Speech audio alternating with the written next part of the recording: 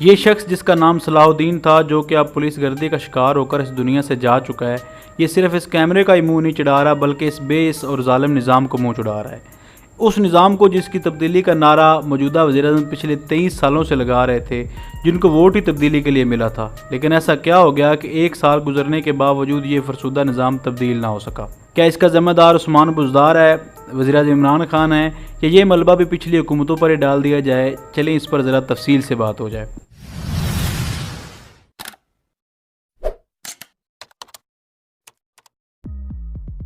जब Sania model town हुआ तो वज़ीर-ए-आज़म इमरान खान ने ताहिर अल कादरी साहब के साथ मिलकर बहुत एहतजाज किए और ये मुसलसल वादे दोहराते रहे कि मेरे नए पाकिस्तान में ये सब नहीं हो सकता।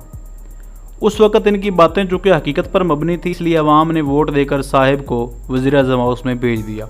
जब बारी पंजाब के वज़ीर आला की आई तो खान साहब ने अपनी उम्र यार की ज़ंबील में हाथ डाला और सबसे कीमती पत्ता यानी कि हुक्म का इक्का चल दिया। और इस हुक्म के इक्के को दुनिया उस्मान बुज़दार के नाम से जानती है। मौसूफ़ के वज़ीर आला बनने के लिए सबसे बड़ी वजह यह थी कि उनके घर में बिजली नहीं थी। खैर, इस बिजली से महरूम शख्स को वसीम अकरम प्लस के शानदार खिताब से नवाजा गया और साहिब खुद मुल्क को ठीक करने में जुट गए।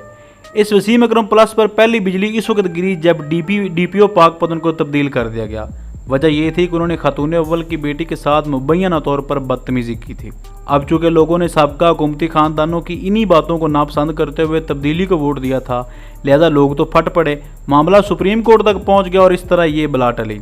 इसके बाद सानिया साहिवाल हो गया, जिसमें एक फैमिली को मुल्तान रोड पर दहशतगर्दी के इल्ज़ाम में भून दिया गया। सोशल मीडिया पर एक कोराम बर्पा हो गया और पुलिस रिफॉर्म्स की बातें हर जुबान पर आम होने लगी। माजी के हुक्मरानों की तरह इन अवाम के खादमों ने भी पुलिस रिफॉर्म्स के नाम पर अवाम को लॉलीपॉप देकर चुप करा दिया। मुल्क में बढ़ती हुई महंगाई की वजह से अवाम तो पहले ही तपी हुई थी कि इस बदबख्त ज़हनी मरीज़ को तशद्दुद का निशाना बनाकर मार दिया गया। एक बार फिर सोशल मीडिया चीख उठा और आवाज़ उठाने वाली दूसरी पार्टियों के लोग कम और PTI के कारकुन ज़्यादा थे, क्योंकि लोगों ने इस तब्दीली को हरगज़ वोट नहीं दिया था। साल से ज़्यादा वक्त गुजर चुका और पुलिस रिफॉर्म्स के लिए सिवाय बड़े बड़े बयानात के अमली तौर पर कुछ भी नहीं हुआ। सवाल सिर्फ सीधा सा है कि मान लिया कि साबका हुकूमतों की नाअहली और करप्शन की वजह से महंगाई हुई है, स्टॉक मार्केट मुसलसल नीचे जा रही है और हुकूमत मजबूरन कर्जे भी ले रही है, लेकिन इन इदारों को ठीक करने के लिए कितने कर्जे दरकार हैं? हर इदारे में करप्शन इसी तरह अरूज पर है और पुलिस इस तरह ही लोगों को मार रही है। इन पंजाब के शेरों को ठीक करने के लिए कितने डॉलर लगेंगे? बहरहाल, मरने वाला ये ज़हनी मरीज़ जाते जाते इस निज़ाम के मुंह पर थूक कर चला गया। जब उसने ये सवाल किया कि अगर मारो ना तो एक बात पूछूं, जान के अमान मिलने के बाद उस मजबूर ने इंतहाई मासूमियत से पूछा कि आप लोगों ने मारने का तरीका कहाँ से सीखा?